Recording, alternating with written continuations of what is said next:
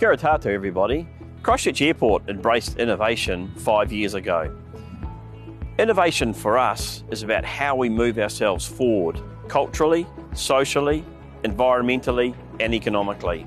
Today we're launching the 3D printed Ohmio lift, the second generation of our autonomous vehicle trials here at Christchurch Airport.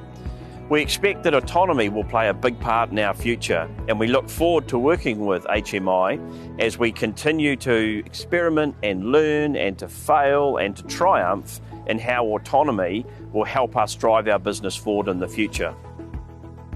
In 2017, Christchurch Airport embarked upon its trial for an autonomous vehicle within the airport campus to learn more about how our infrastructure and how the vehicle would interact with it, but also to understand more about how our many travellers and many people within our airport would interface with and interact with the vehicle so that we would have those learnings going forward.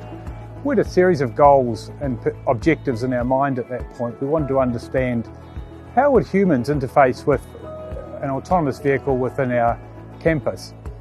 But during that period it became obvious there were some improvements that we would need to make to the shuttle that we were using at that time, and our partners in the trial, HMI Technology, were very keen to explore how they might be able to create a New Zealand first.